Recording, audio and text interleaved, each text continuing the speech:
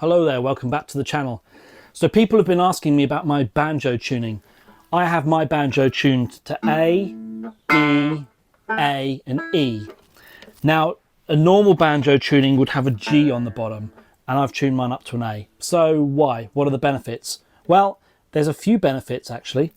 First of all, you get extra tension because you've tuned the string up a little bit higher, puts a little bit more tension on the banjo, makes it sound a little bit cleaner and a little bit less like a baked bean can with some strings stretched across it.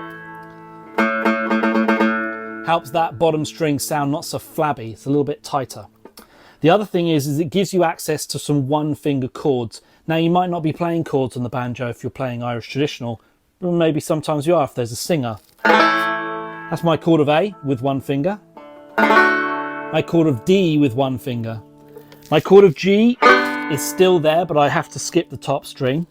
C still there. Exactly the same as if the string was a G at the bottom. My E was something like this, but now that my B has moved, my E minor is there, which is much, much nicer. The other benefits are, when playing, normally if I wanted a C sharp string on the G string, I'd have to stretch out to here, which is quite a big stretch. That stretch is now reduced to fret 4. C natural on the fret 3, and the B is here. The advantage of the B being here, when struck with the E, you've got the starts of an E minor chord. I've also got an open D chord essentially here, which is the D and the A. Nice. Then with the F sharp as well in for the inversion. So that's nice to have that A on the bottom. Now, if I'm playing any A minor tunes, I've got an A drone on the bottom.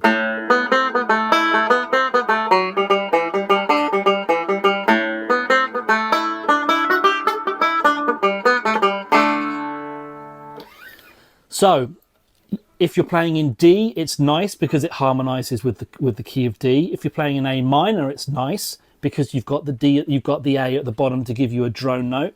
If you're playing in E minor, it's nice because your E minor chord and your B is closer at hand.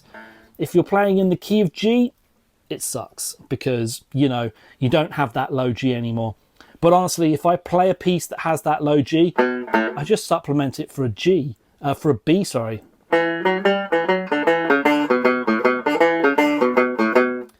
See, that's the start of Mortarbourne Chapel. There's meant to be a low G in there. Just swapped it out for the B and everything's fine. No one knows.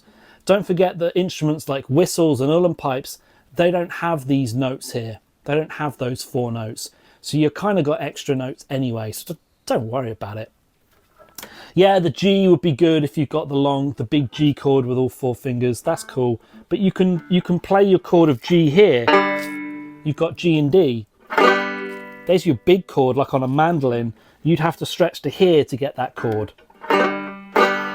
It's there now. So it's nice and easy. So there's a nice double stop chord there for you. Okay? It's not traditional. Like the banjo was brought in by Barney McKenny in the very late 60s. So the instrument's been in Irish tradition for about 50 years. So it not being traditional to tune it up to an A, does it really matter? I don't think it does. Some people might think it does. I really wouldn't be concerned.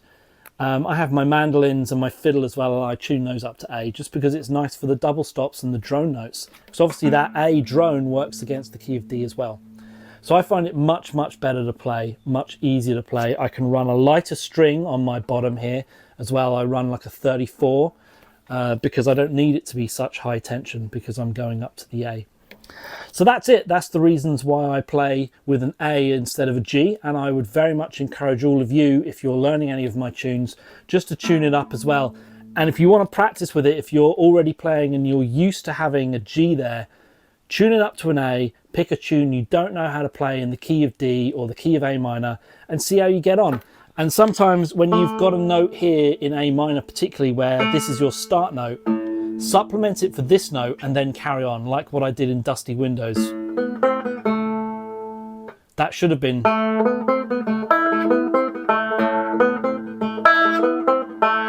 And you can leave the string ringing and it gives you a beautiful drone for all the rest to go on top of. Okay, I hope that's made some sense. If you have any comments you'd like to make about that or any questions, just drop them in the comments below. Like the video if you like the video and please subscribe to the channel and we'll see you in the next one. Thanks, bye-bye.